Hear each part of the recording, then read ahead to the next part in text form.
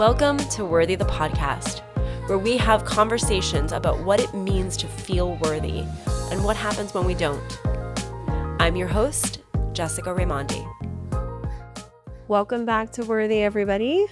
So today is the last recording of Worthy here in this studio.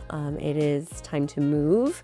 I'm really excited. I've been able to call in this new space, new home with a beautiful new spot for our studio. So we're working on that over the next few weeks.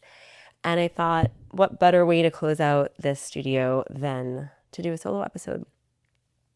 And this one's, I'm going to be honest with you, I really, really did not want to do this. I really did not want to come on and record today. But I have been in hibernation for a little bit too long, and it was definitely time to come out. I did decide that I was going to slow down a bit. This was about a month ago or so. And I want to share the reasons why with that. And not that you may have noticed. And over the next few weeks, we'll be again, moving into the new space. So there'll be a little pause. And I guess this would technically, maybe this is like the wrap up of season 1 and season 2 will be coming out in June. We're going to call it that. So it's just been a really quiet time. So I want to share what's been going on for me, as I think a lot of you listening could probably relate. It's been a really deep, reflective time for me that was much needed. And what came up was these old narratives and ideas and identities that were tied to my worth. And so I want to talk about worth a bit. I want to talk about identity a bit and kind of just share what this has been like for me the last month and actually really the last year. So it was, I think we were getting ready to do an interview with somebody and I was doing some research for one of the last guests that we were going to have on and excuse me. And I just felt like I had to stop. I just said to Kemper, I was like, we're not going to do this. I need to stop. We're going to reschedule this interview. And she, and I felt terrible in a way, but knew that it was the right thing because what I was starting to feel, even with putting out stuff on social media, was that I kind of hit a wall and I felt like a little bit like I was forcing it, a little bit disconnected and a little bit inauthentic. And that is like, no, for me. Anything I've ever put out on social media from the beginning has been literally from my heart, my soul. Even if it's funny, even if it's serious, I just think showing up as me is just the way I've always felt most comfortable. It's very hard for me to sell things because I just feel like it needs to feel like me. I need to be myself. So I told Kemper, I said, we need to reschedule this guest. And she was a pretty big guest, but I didn't want to kind of half-ass it. And of course, Kemper being the friend and producer that she is, she's like, okay, buddy, let's take a beat. And I said, I think I need to stop. So what was going on was that I felt tired. I mean, we had put out 22 episodes, which is huge. And I think it was a little bit of time to receive, sit back and enjoy that and be proud of it and let that be enough for right now. And then second, part of it was also me feeling tired and like I said, feeling these other things. And also what came with that was I was starting to feel a little insecure. I was starting to feel a little doubtful, having a little imposter syndrome. I mean, putting yourself out there for whoever to hear in any capacity is, a really vulnerable thing to do. And I didn't realize how much energy it was going to take because I'm so naturally extroverted and this feels so natural to do, especially the podcast itself, not just social media things, and I also wasn't having fun. I also was feeling like I needed to learn more. There was more that needed to come from me in order for me to be the best host of this podcast that I could be, because this podcast came from me doing so much work on myself, working with others, and really gaining a lot of knowledge and skills, and also having these experiences with other people and these other conversations. I love sharing knowledge, and I love internalizing it, processing it, doing my work, and then being able to share it. And I think what was happening is that I had done work on myself to a point, and then I felt like there was more to do. So let me explain. Worthy actually was born out of this time in my life that was incredibly painful. Last year, I went through kind of an ending to this relationship. It wasn't even an established relationship, but an ending to this 6-month, situationship that was pretty intense, pretty meaningful, but intense is a good word, and required a lot of effort, but also was a very confusing situation. There was a lot of dancing around, titles and exclusivity, and nobody really kind of being able to say what we wanted, and or being capable of having that. And that abruptly ended in a way that was incredibly traumatically painful. And although, as I'm always going to say, looking back, it kind of had to happen that way. And right after that, I lost a friendship of 23 years. And this person just literally just kind of walked out of my life. I had to find out what had happened after a get together from another friend, and this person just, didn't want to, couldn't or didn't have the capacity. We'll get to that later, but she left, and it was devastating. In both cases, so different, but what had happened was I was forced into having and finding my own closure without having an ending that represented either of those relationships, that honored either of those relationships, or that could provide any sense of peace. It was both of them were very, like, disappointing, sad, the least peaceful way you can end things, with silence and, no communication. And that was it. What happened was, of course, at first, when you go through something like that, you tend to think about the people that are involved, right? Like, you're either blaming, or you're missing them, or you're sad about them, or how could they do this to me? So it's kind of all about them.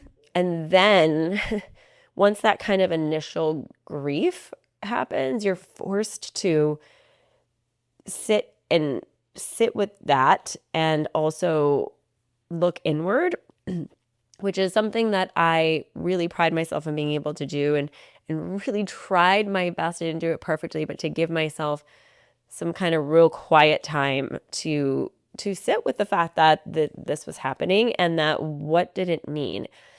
And I had a really hard time finding the lesson in these two endings, or try, really getting what was meant. The only thing that I understood was that I had to start the podcast, because I know it was touching on my worth and my value, the loss of these things, or the endings of these things, the reflection of these relationships.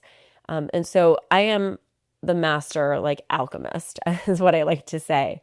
I really am so good at taking pain and turning it into purpose. I've done it so many times, and it's just something that I'm very good at. So I did my work. I sought the help I needed, the support I needed through that time, but also put it into this creative project and another creative project, and it worked. And I got to come into Worthy and start this and talk to you guys, and kind of put some of that, pain, questions, even like turning some of the stuff into funny moments, or sharing stuff on Instagram. And that was great. But there was healing left to do. And I feel like there was some things I was avoiding facing during that time, and even through with Worthy. And I think that's what started to feel like I had to take a pause. So pausing on that for a second, my stomach's grumbling. I don't know if you guys can hear it on the microphone. That's funny. Um, I also wanted to say what came up for me immediately when taking a pause or stopping, um, like really the momentum of like the grind of putting out these interviews and the social media schedule that we've been on was like, oh my God, how will I be worthy or relevant if I'm not producing? What happens if I rest? I'm going to fall behind, behind. What it's like, this is something that's followed me a lot, this narrative of like, I don't want to be behind. If I'm not constantly doing, then I must be behind. And I was like, whose narrative is this? Like, and that's what when we stopped and slowed down and I was telling Kemper, I was like, who says we have to put out an episode a week? And like, I like doing that. It's really fun doing that. But like, who says we have to do that? Or has to be that way? And behind what? Like, this project of Worthy, even the stuff on social media, that's stuff that I create. That's me, right? I get to say when and what and how I want to do that. And so if maybe you can relate to that sense of like, and I think that's where a lot of burnout comes from is like, I can't stop, I won't be relevant. And it's kind of silly because like, I don't think anybody is waiting on the other end of the camera for me to come out with my next thing. And I'm not saying you're not, like, thank God if you are that way, like so excited for the next episode, but it's like, people have lives. They have other things they're watching too. It's like, I know that, and maybe this will help. It's like, if I'm feeling any of that, that's fear. So that's like me then having to produce or create from a sense of fear or lack. And that's not going to be great content, right? So something to think about in that. And with that, trust me when I say I am not somebody who likes to rest. Like, I will put on a show and kick my feet up and have my food and everything ready, and I'll still get up like 3 times. It's like so impossible for me to really be still. And because I knew I needed to be in some way, I needed to slow down. And I wasn't like really doing that, even though we started the process of slowing down in work. My body decided it was going to tell me that I needed to slow down. So I got really sick. It started with like a cold and I lost my voice completely for 5 days. Just went. And I just had this sickness for like 3 weeks almost. I mean, I'm still coming out of it. It's wild. And my body was just like, oh, you need to sleep, to stop talking, to stop thinking that you need to do anything else. And, I do believe that that sicknesses can come from, illnesses can come from the body trying to get our attention when we're not listening to our minds. And with that, I think if I look back on the trajectory of the year and creating Worthy and working through that, it's like, I think my body, mind, and heart were not all on the same line. They were not aligned. Like, they were aligned, but they were not in the same place. And they were playing catch up. And that's kind of what needed to happen. Like, my body, my heart, and my mind needed to get on the same page. So that's what I kind of really dove into. And although I did resist rest and I did get sick, I had some pretty incredible healing and revelations and understandings of myself. And a lot of it has to do with old narratives and identities. And one just being that, for me, a narrative was that for me to be worthy, I have to produce or perform. For me to be loved, I have to earn it. And that played out in all areas of my life, especially relationships. And now it's kind of trickling into work. So, and it's funny because obviously this is the opposite of what Worthy is about. And when I realized that I was coming up against these self-worth issues, not that we need to be perfectly healed to share or even to be in relationships, but I had to understand more of what was happening within me. And get a grasp on that before I could come back out and share and whatnot. So it's kind of, again, what we're doing here. So, as I looked back at the year and those 2 relationships, like I said, we wanted, initially you want to make it about them.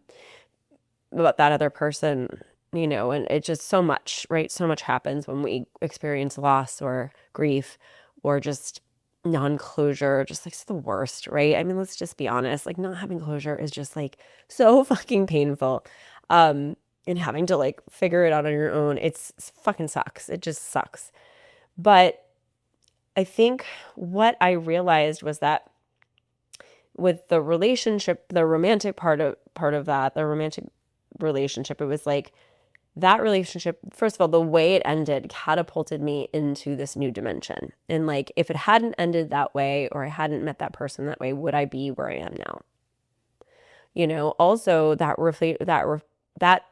relationship reflected back to me where I was continuing to self-abandon, in order to people please, to keep the peace, where I was being quiet instead of, see, long ago, and I can share about this, because I feel comfortable to, and my mom and I have done so much work, and she's done so much work together, but I'm going to share, it's like long ago, I did get the idea that it was not safe to express myself, right? It was not safe for me to express my needs, and that I was too sensitive, and I was a very sensitive kid. I felt constantly misunderstood, because there was a depth to me that I felt like almost like I'd been here before. It's going to sound crazy, but and it was very hard for my parents to parent me and for me to allow them to, because I just didn't feel like anybody understood or got me in the depths of my soul. Like I feel everything and I felt everything, and I kind of knew this, like I knew and understood humans and our brains and why people operate the way they did. So, I was raised with, during the time of like that kind of really influential time of like adolescence and middle school, whatever. My mom was really struggling, with a lot of things, her own anxieties or fears, and it was just a very tumultuous house. There was a lot of anger and rage, and I never kind of knew what I was going to get. And then when we did fight, and there were explosions, and then there was this huge come down, like it was like a big thing. It was like a cycle. Like there would be a trigger, then there would be a blowout fight, and then I would kind of have to come in and clean up the emotions. And if I had big emotions, I was sent to my room because my mom was having big emotions, and I was very defensive, because I felt like nobody was defending me. So this sense of like needing to defend myself, to be understood, to fight to be loved, to earn to be loved, and if I did say something I needed, it really wasn't taken that well. Or to be honest, I probably didn't even know how to say it back then, or felt very unsafe that if I did say that, it would, there would be a blowout or an explosion from my mother. So I definitely kept parts of me very secret, and I kept like these very sensitive, romantic, emotional, deep parts of me. And I found outlets for those in drugs and cigarettes. And I found them also in different groups of people that kind of better understood me. I was somebody that had a lot of different groups of friends that I could, be more myself here with, be more myself there with, and then, kind of be all the parts of myself with. It's so I found outlets. I found, that's what we do to survive. Right. And also there was another aspect that this was interesting, is that whenever I made choices that were maybe like rebellious or out of the normal, or took risks as a kid, I was like, not only for my parents, but I was very criticized, by my peer group, and very like, and sometimes that came with punishment and isolation and, abandonment and being extradited from the group. It happened a lot in my life where I just was kind of targeted in a way, like, that, oh, you made that decision. We're all going to make fun of you, or, oh, you made that decision. We don't agree with that. And so you're over here and I'm over here. And so, I mean, the bottom line is those kinds of things trigger these reptilian parts of our brain. We are not meant to be alone, right? If we are divided from the pack as animals, we're going to die. Being alone means death. That's why we all have these series of abandonment wounds, or many of us do. And so because I went through that very young, like through elementary school all the way through middle school and even maybe a little into high school, from my peers, that was bad enough. But to have any part of my home feel unsafe, it just was like a recipe for me to isolate, to act out, and to develop these really subconscious beliefs that it's not safe to be me. I have to earn love and be this certain way. And so, that went right into romantic relationships for me, and it probably went into friendships, created a level of codependency, a quieting of myself, my needs, in order to make other people feel better or in order to be loved and accepted. And, so going back to like present time, I had to look at this last year, like, again, that romantic relationship, I think, brought out a part of me that was silencing myself in order to keep this relationship going, even though there were two people. And it's funny because the minute I did speak up, that relationship crumbles anyway. So it's like I was literally doing all of the work and doing all this work for nothing, actually. The other person wasn't even able to support it. And then, with the friendship, I had to look at, and so there was an identity there. There's identities attached to these narratives that we have. And the way that romantic relationship ended was so like, God like plucked this person out of my life. Like it was just not, it was like gone and over, and like no chance of like reconciliation or like speaking, or it was terrible. But the way it happened was actually very interesting, because I think it was just like, you can't do that, because that's an old identity, and you called that person in through a wound, right? Because he was reflecting back to me the parts of myself that were not healed, the fearful parts, the addictive parts, the not good enough parts, the self-sabotaging parts, amongst other great things too. But those were reflected back to me in the sense of like, those are still parts of you that need to be healed. And you are healing, and that doesn't really belong with you anymore. And I think that was like a lesson in like, okay, that's an identity I need to leave over here and understand that I called that in from that old identity. And with the friendship, having to look at like, well, this was an old friendship, and a lot of what I heard had happened came from our old identities as older friends, and not really stepping into understanding one another in new identities. And I think this level of understanding also has become really important to me. I think we all desire to feel understood, but how much are we willing to understand the other person, right? Especially in friendships.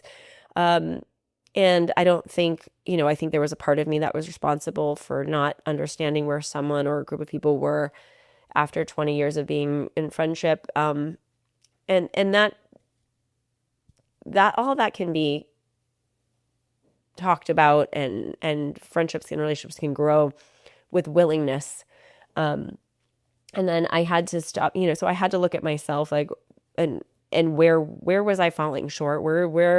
What identity was this friendship representing? And why did I feel the need to defend myself again, which I totally did, because I felt judged and persecuted and outcasted for something that could have been spoken about. And I felt like my identity and my integrity were being challenged. And in a way, that experience had to help me stand in who I was, and not let somebody else's point of view skew the fact that I know who I am at my core, even though I thought she should have. That I should know, and with that should come some peace, right? And I think that's the goal of life and any relationships, is to be firmly in who you are, to know yourself so well that yes, you might get disappointed, but it doesn't shake your sense of worth or value. And both of these experiences did in a way, but for, I think, the better, in a sense. And you also realize, and I realized that because of these childhood wounds, because of learning that it wasn't safe to be me, or, having that fear of being abandoned if I was going to speak up or be myself or tell what I needed, it just came through. It caused me to give so much power away to other people. I mean, if I'm being completely honest, my identity in my family is like, I'm the little kid, the teenager who kind of always fucks up, who's like a little irresponsible. I'm 45. Right? And I think even some of my friend groups still have this. And it's funny, like, of course, like, I'm going to walk around with my purse open sometimes. Yes, I'm going to do that. It's going to piss people off. I'm not going to close the cabinet doors. I'm going to leave the lid hanging off the coffee. Like, yes, I can do stupid things like that. But my identity is like, I'm a 45-year-old woman who had been married. I'm divorced. I've had a million different lives. I've had a career. I have my own relationships. Like, I've left home at 18, like, such a brave thing to do, and started a new life, like, knowing nobody. But I still can get back into my family dynamic and feel like that kid who doesn't know what she's doing, who my identity is like, I'm just the, the irresponsible teenager. So it exists everywhere, and needing to let go of and that identity, let me go back for a second, that identity of the teenager has infected my self-worth so badly, over the years, like not feeling like I'm capable enough to do things on my own. I just did a whole podcast with my mom about that. But it's my choice to say that's not who I am anymore. And I can step into that, own it, and let that other identity go, because it does not serve me and it's not part of the woman that I'm becoming. And if that means putting up a boundary with my family, friends, loved ones, to say, no, that's not who I am, that's not who I am anymore, then that's okay. And so I really do think this past year has been me having one foot in this old identity with these old narratives, still kind of calling in, people, places, things, opportunities, self-sabotaging moments that play into that narrative. Yet this whole other foot in this new dimension of this new identity, where my belief systems have upgraded, where my narratives are more positive, and inspiring and true to who I am, filled with love and calling in experiences, people, places, opportunities on that level. So I've been kind of teetering between these two worlds and these two identities. And I really, that was something that I needed to uncover and realize, and have like so much compassion, by the way, and just gratitude for the old identity, when those narratives and things that came up. There were ways that I learned to survive in my home, in relationships, and I mean that like emotionally, mostly, right? I was very safe in my home physically. And then also another thing that came to me while I was doing this healing work recently was like, we do giving that other people power to determine our own experience. Like, the romantic relationship that ended, I was so mad that I thought he took away the reality of what I thought it was, right? And like, I gave him this power to say, like, because it felt like, did I just make that up? The way it ended was like, did that just happen? What the hell was that? And I really did not understand why I even met that person. And I was actually really pissed that I even met that person. It felt like a waste of time. But, then it's like, but that's giving that person too much power. I can have my own, I was there. I can have my own experience. I know what happened, and I can trust in the sense that, I did have all those feelings and I did have those great experiences, and that was real. I don't need him to validate that. Right. And I think that was also learning on top of that with that person and then the friend. It's like, Not everybody is doing something to you. Experiences happen, shit happens in life, disappointments happen. People hurt us, but it's not always intentional. These are and really if we're triggered by something, there's something that's unresolved, and I think that's what the alarm bells were sounding for me. And it's an opportunity to also understand that people are meeting, we're all meeting each other with the capacity that we have to hold the reality and truth and knowing of who we are, but being able to hold the other person's emotional experiences as well. And like that's a lot to ask, you know. And I think understanding that capacity, sometimes somebody's capacity, given all they're going through, to show up perfectly in a relationship or to handle, even if it's a small instance in a relationship, a small disagreement, a fight, an argument, or a larger separation that happens, a really hurtful experience, usually has to do, it's like both, right? We're all just showing up with our own levels of capacity, our own levels of healing, understanding of ourselves. There's just so much. And so it gave me a lot of compassion too. And it took a lot of like the blame and power away from the other people. And I think residing in forgiveness and compassion after doing the work is just kind of really where the healing is. Because if I know that those relationships, though they didn't end or work out in a way that I would hoped, that they still served me. And there was not only just like there was great things in those relationships, but what a lesson to teach me, what a mirror. And I really do believe that a lot of those were mirrors, like mirroring in me what still needs to be healed. And that's like an opportunity that, I feel like we should all jump on. But it is hard. It's hard when we're in it. And look, like I said, this time has really been about healing, getting to know myself, what I need, who I am, so that I can show up and be like, this is who I am. Like, it's not negotiable. Like, this is who I am. I mean, many things can be negotiable in compromise in relationships, but when we don't really have a sense of who we are, and I know that for me, I'm a sensitive, like all encompassing, all feeling person who loves deeply, but has a tendency to self-abandon, has a tendency to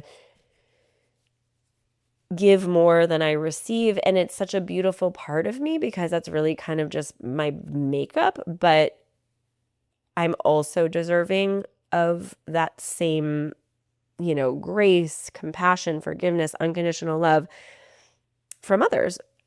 But I have to give it to myself first, and I think we have a hard time with that because I think we judge ourselves, our feelings. And we also just don't want to feel certain things. I mean, grief is painful. Disappointment sucks.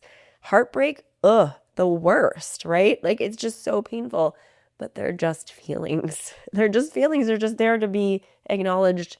They're there to teach us something and to remind us that we're human.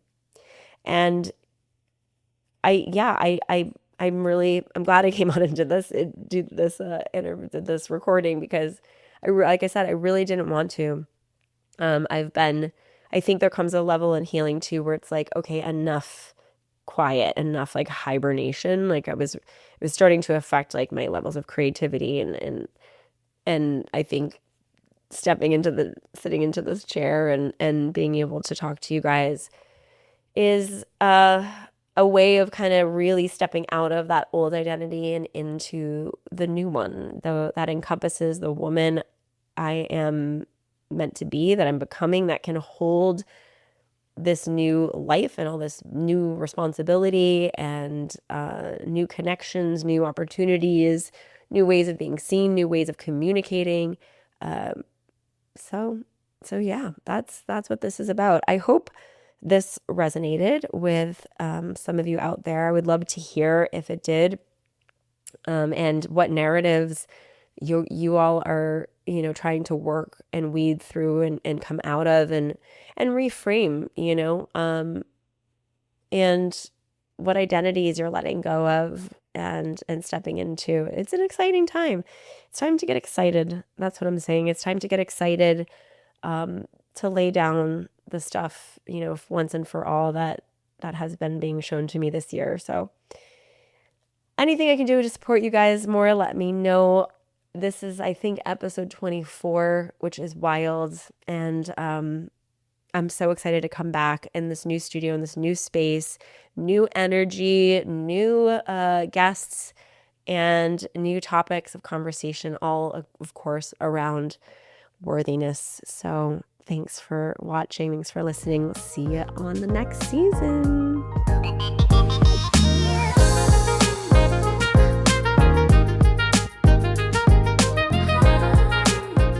Thanks for listening to this episode of Worthy the Podcast.